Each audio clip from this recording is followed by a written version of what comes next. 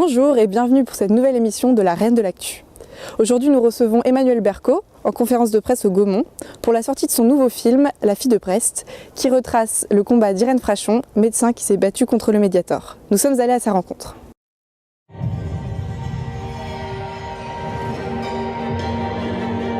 On a 2 minutes du lâcher de bombe. Toutes les preuves, elles sont là-dedans. Faut arroser les grands médias. Je suis médecin, moi. À Pam Pam Girl. Ça va être Hiroshima. Ah bah c'est pas moment de te dégonfler. Bon, dans 10 secondes, c'est sur le web. Ça va être repris partout, je te le dis. Il y avait matière à quand même un film extrêmement haletant et trépidant parce que quand on lit le livre d'Irène Frachon, elle raconte vraiment les choses comme si elle avait vécu un polar. Mais en fait, moi, ça me suffisait pas pour faire un film parce que quand j'ai lu son livre, j'ai pas du tout eu l'évidence d'un film. Et c'est le fait de la rencontrer, elle, en personne, qui a été un déclic pour moi parce que je m'attendais pas du tout à avoir ce genre de femme. Je m'attendais à avoir une femme assez sérieuse, assez austère, très scientifique. Et en fait, elle est tout l'inverse.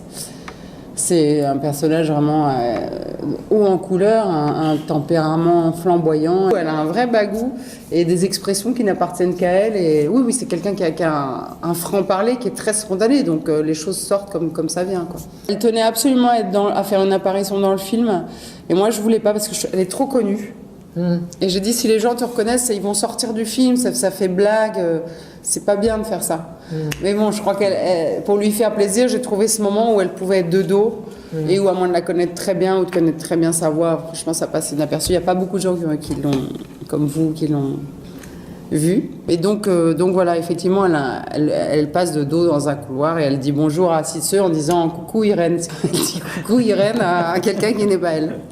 Moi, je suis assez familière du milieu médical parce que je suis fille de chirurgien cardiaque et que c'était aussi l'occasion pour moi de me plonger dans l'univers médical à travers mon métier et puis de filmer aussi des scènes assez dures, mais enfin de chirurgie ou d'autopsie. Ce qui m'intéressait beaucoup d'un point de vue tout à fait individuel de cinéaste. La personne est tombée dans les pommes dans les salles pour l'instant. Par contre, j'ai vu des gens se cacher les yeux. Ouais. Et je comprends très bien, je savais très bien en les filmant comme je les ai filmés que ce ne serait pas supportable par tout le monde. Heureusement, c'est 2 petits passages dans le film. Mais pour moi, il était essentiel qu'on ne s'en tienne pas pour le spectateur à dire voilà, un médicament détruit les valves du cœur. Parce que quand on a dit ça, en fait, on n'a rien dit parce qu'on ne se représente rien du tout.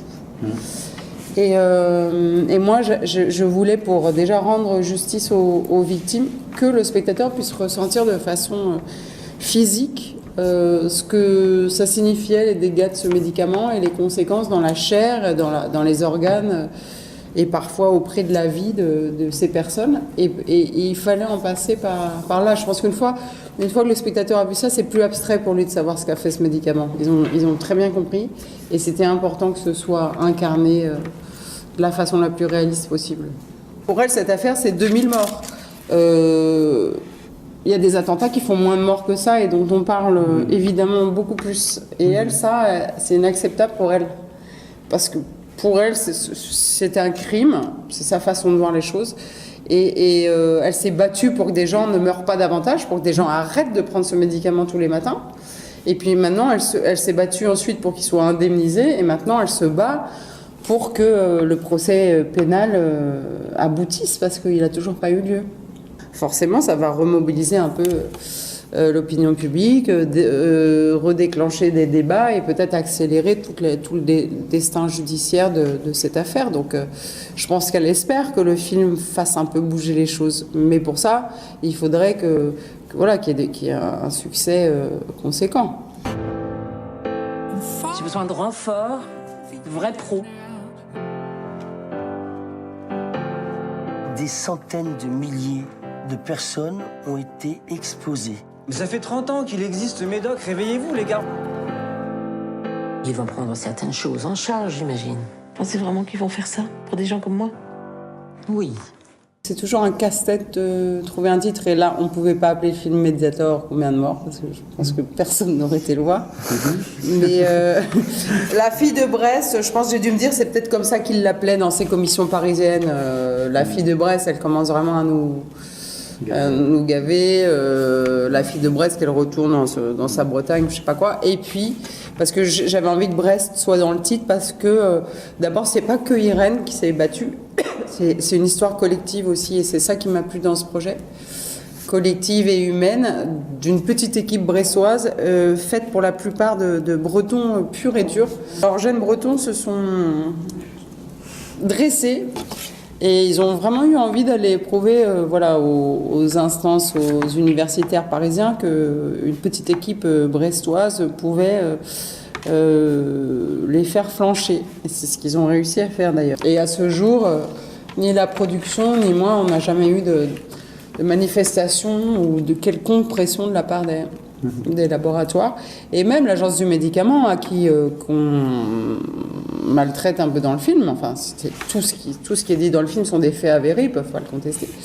Ils ont eu quand même l'intelligence, l'ouverture d'esprit de nous laisser tourner chez eux, dans les vrais lieux, là où ces scènes-là se sont déroulées.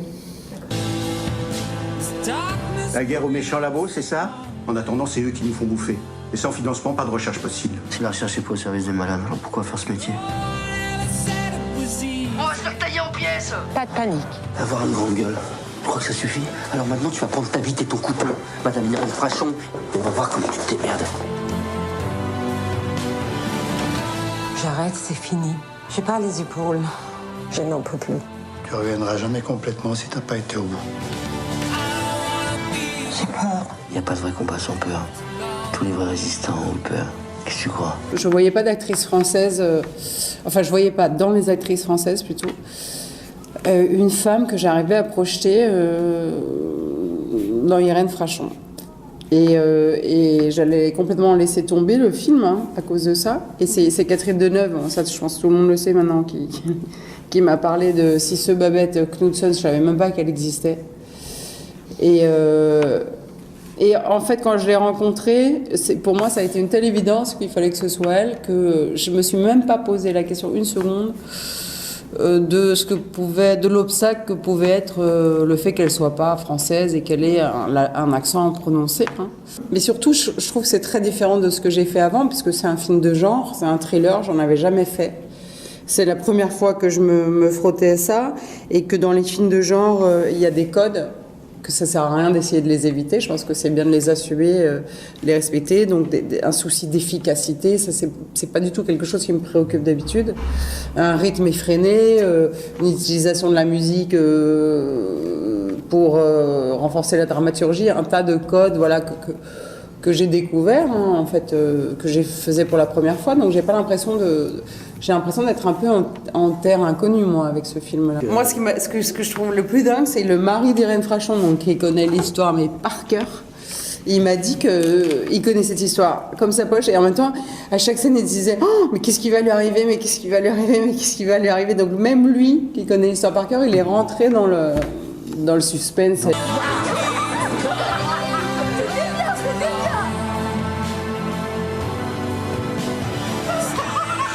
Moi, je vous pose la question à laquelle votre livre répond jamais. Combien de morts? Nous avons un résultat surprenant. Posez-vous d'abord la question. Et si c'était vrai?